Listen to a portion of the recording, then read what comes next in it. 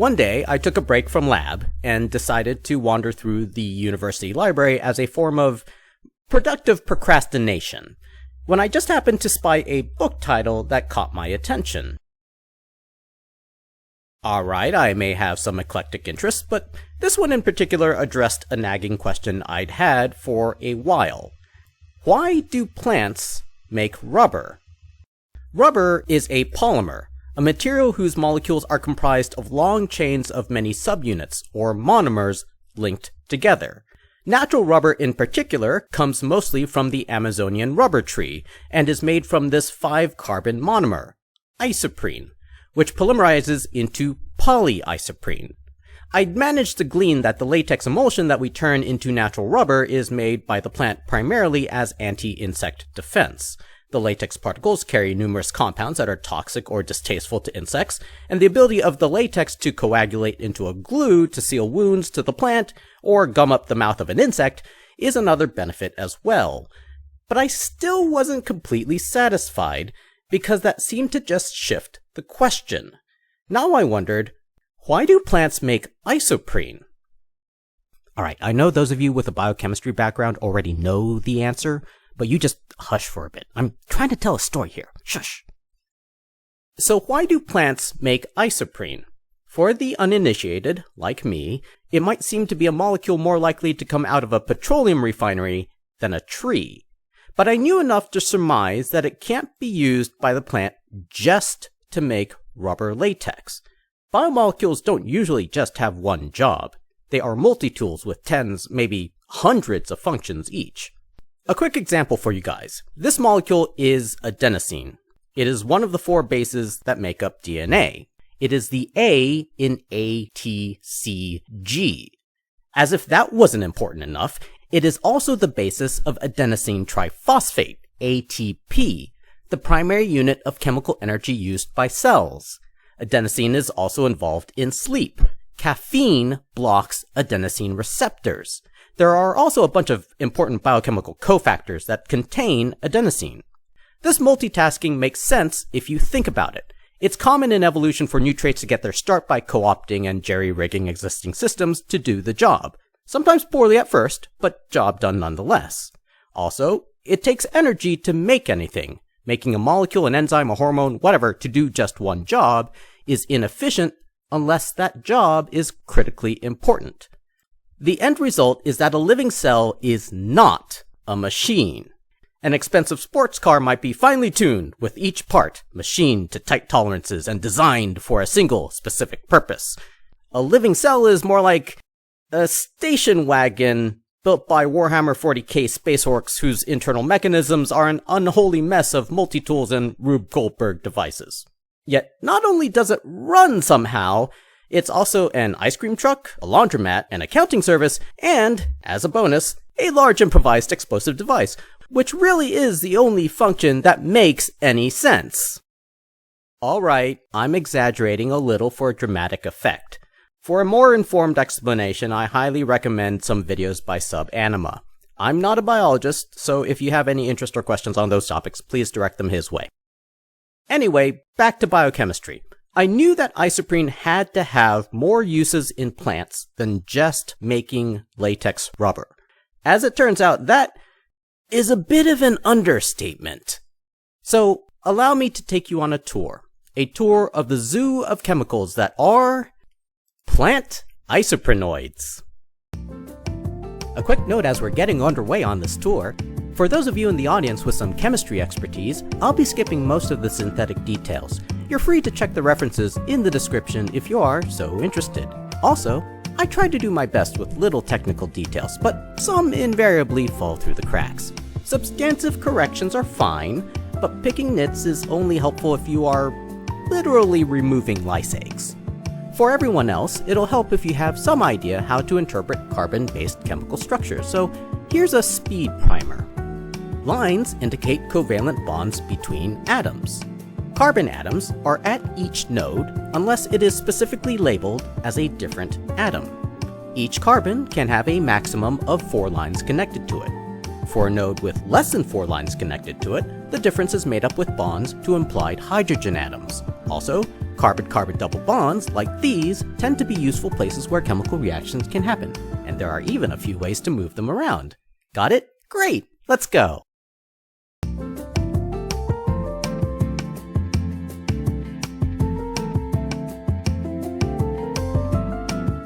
First off, how is isoprene made in the plant, and how is it made biologically active? Isoprene itself is a bit unruly. If you had a beaker of it in lab and just threw in an initiator and catalyst to try to make a plastic or rubber, you might make a mixture of isomers right before it cross-linked itself into a brittle, useless mass as the second carbon-carbon double bond started getting involved in the fun. Biochemistry likes to have a little more control than that.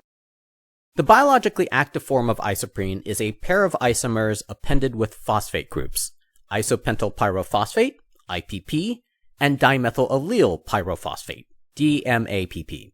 Like standard 8-stub Lego bricks, these 5-carbon subunits are the basic building blocks for everything else I'll be showing you later. Short chains of isoprenes can be made by linking these units together, popping off the phosphates in the process. These chains are then further modified into a huge variety of compounds. There are 2 different pathways that plants use to make IPP and DMAPP. The first is the MVA pathway, which uses acetyl cofactor A to make isoprene. The second pathway is the MEP pathway that uses pyruvate and glyceraldehyde phosphate. Don't sweat the details, but do put a pin in this. We'll come back to it later.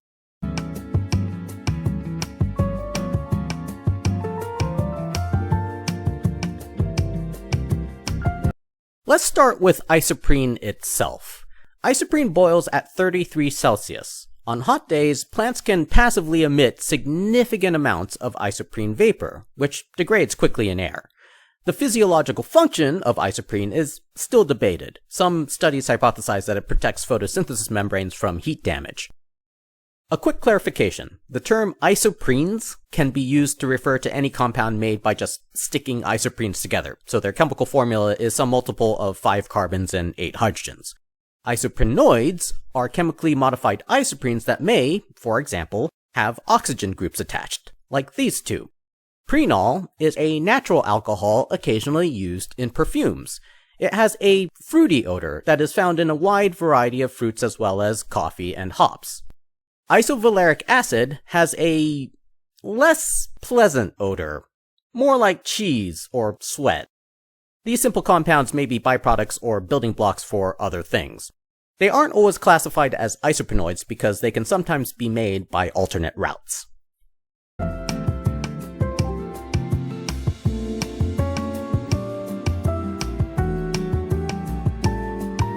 Molecules made from 2 isoprene units are also called terpenes or terpenoids. If isoprene is a Lego brick, terpenes are 2 brick units. This term predates the discovery of the isoprene pathway, and it comes from the word turpentine, which itself comes from the Greek name for the terebinth tree, and the resin extracted from it. Usage of the term has evolved such that today, turpentine refers to the liquid distilled from the resin of conifers, mostly pine trees. It was historically used as a lamp fuel or solvent. Many of these compounds are pollinator attractants, or involved in plant defense against insects or pathogens. They're responsible for several well-known aromas or spice flavors, such as menthol in peppermint, eucalyptol in eucalyptus, thymol in thyme and others, linalool in flowers and spices including lavender, cinnamon, and citrus wood, and camphor in laurelwood, rosemary, and related plants. Nerol and limonene are distinctive compounds in citrus zest and lemongrass. Geraniol and citronellol are primarily responsible for the scents of geraniums, rose oil, and citronella. Turpentine itself comes from pine resin, containing mostly mono and sesquiterpenes, including myrcene, limonene, and pinene, which are toxic to many insects. These compounds are frequently found in what are called essential oils, that is, oils that are infused with essences of flowers or spices. They are essential, meaning containing the essence of, not as in necessary. Also, keep in mind that while I might highlight individual molecules, most natural products are complex mixtures of a bunch of different compounds.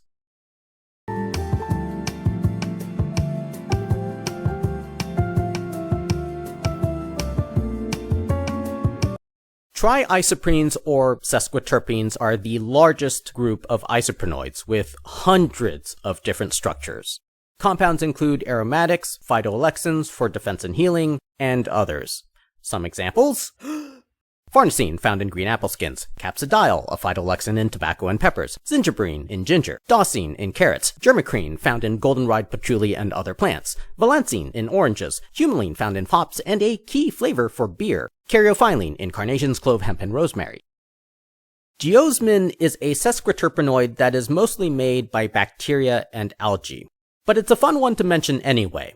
It has a musty earth smell that contributes to the smell and taste of biologically contaminated water, and contributes to petrichor. Petrichor is the smell of fresh rain hitting dry earth.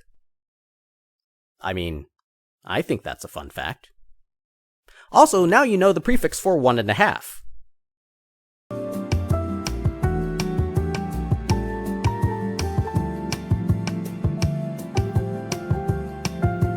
Diterpenes are made by first sticking two terpenes together.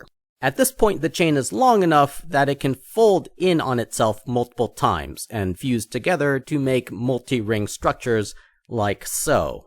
I know I said I'd skip most of the chemical synthesis details, but the structures are really starting to get complicated, and I thought you might like to have at least some inkling of how we could possibly go from the simple linear structure we have up top to the tangled abominations we'll see later.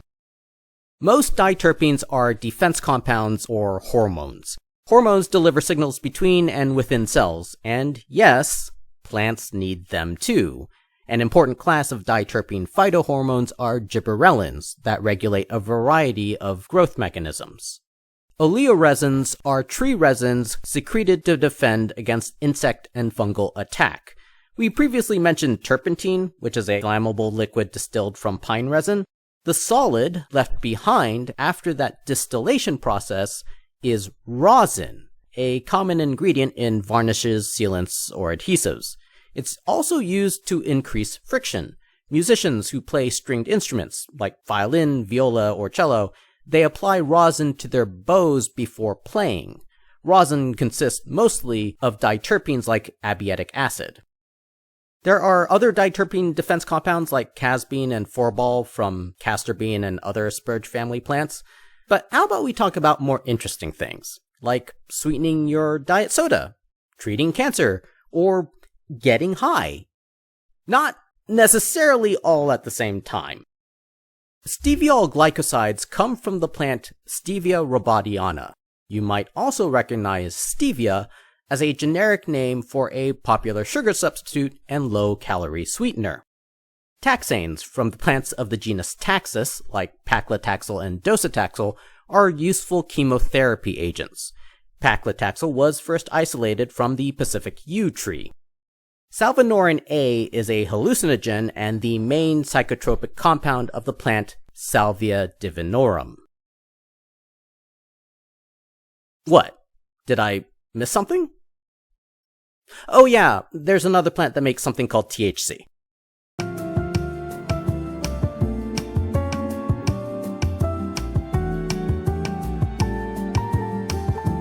A quick aside, Sesquiterpenoids or pentaisoprenes do exist, but they are a much smaller group of compounds and not prevalent in plants. For higher number oligoisoprenes, it's easier to double up terpenes and diterpenes instead of adding isoprenes one by one by one by one by one. So, discrete odd-numbered isoprenoids larger than 3 are mostly absent. Anyways, steroids are the most significant derivatives of triterpenes. They contain this basic 4-ring structure and have a variety of functions. Sterols, like cholesterol and sitosterol, are ubiquitous as cell membrane constituents. Some of you might have your hands raised for good reason. Put a pin in that, we'll get back to it later. A lot of steroids are hormones, of course. Brasinosteroids are a class of phytohormones found in plants that are being examined for use in cancer treatment. Phytoectozones are used for plant defense. They mimic the insect hormone ecdysone, which affects larva pupation. Saponins are sugar-modified steroids that can have a detergent, toxic, or antimicrobial effect. Some specific examples: saponins from yam plants of the genus Dioscorea can be used in the pharmaceutical industry as a precursor to progesterone contraceptives. Cardenolides, or more broadly, cardiac glycosides, are compounds often toxic to mammals. They are sodium and potassium pump inhibitors and thus impair nerve and muscle function. The best known example is digitoxin and digitoxygenin from foxglove. These compounds have been used as heart medications in low doses. Solanine is the poison found in the nightshade family of plants, which includes potatoes, tomatoes, and eggplant. Usually classified as a glycoalkaloid or steroidal alkaloid, it is synthesized from cholesterol. When I was a kid, we had some oleander bushes around our yard. At a young age, I was told that the bushes were poisonous to cows and dogs, and would kill them if they ate it. From then on, we called oleander cow dye plant. I just thought you needed to know that.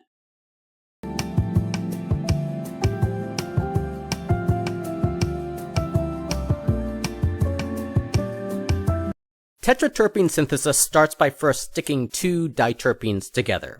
The most important class of tetraterpenes are carotenoids, which are pigments for photosynthesis and coloration. Yeah, photosynthesis. Kind of important for plants. Some examples: lycopene is the deep red pigment from tomatoes and other fruits. Lycopene can be converted to beta-carotene, which can be converted to vitamin A, an important nutrient for people.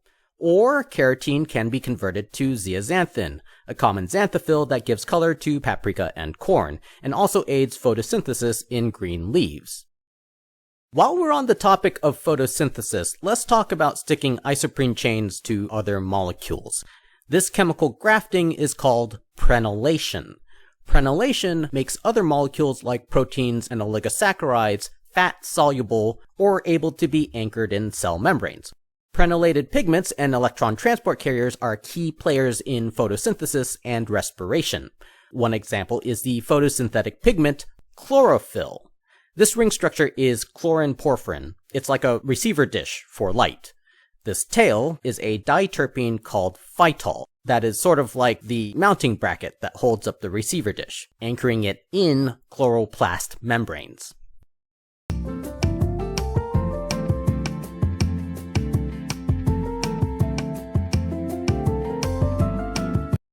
Long chains of isoprene are polyisoprene or polyprenols.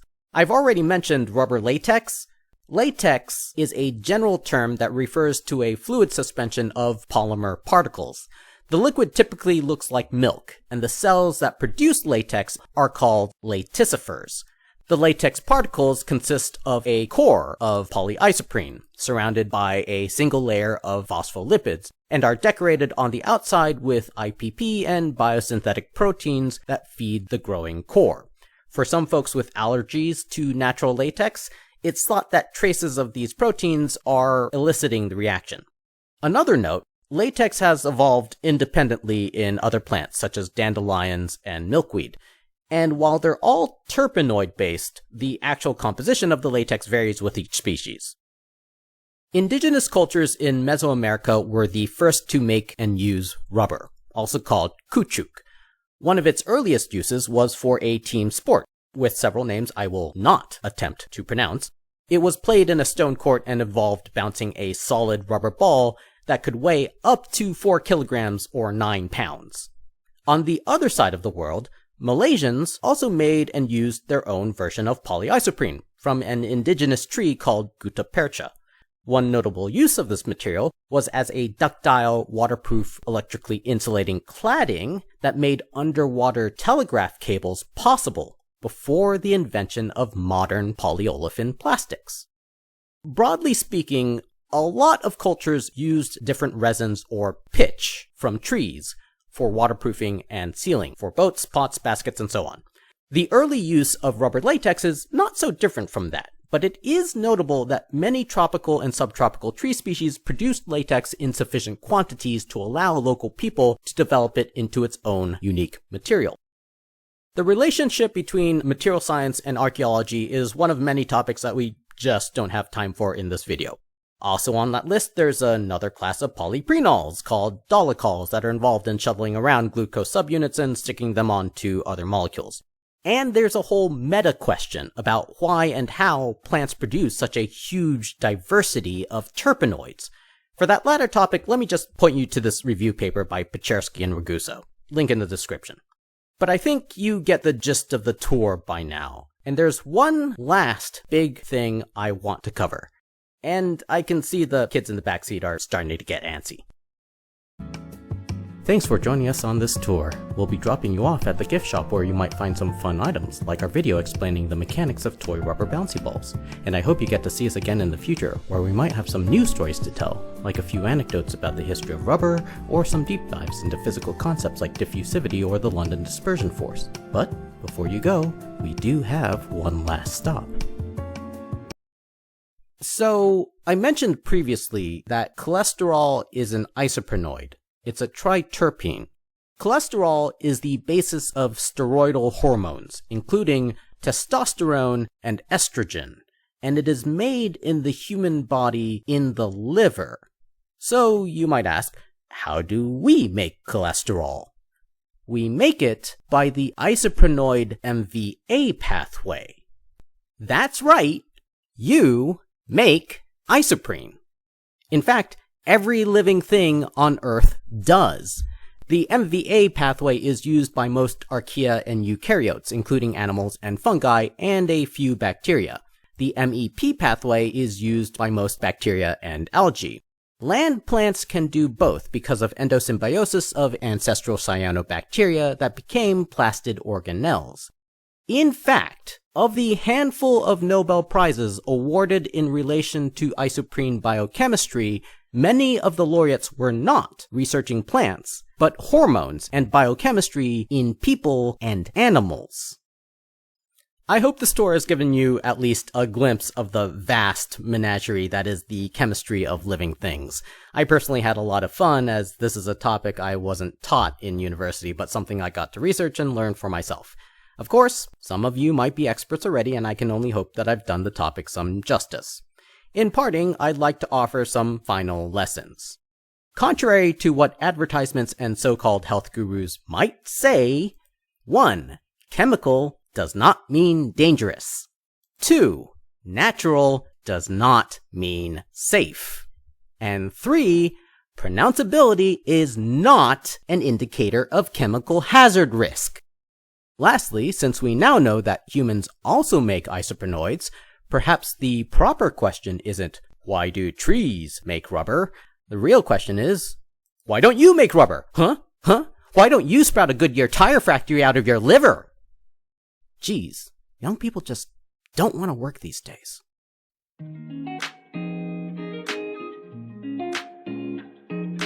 Isovaleric. Linalool.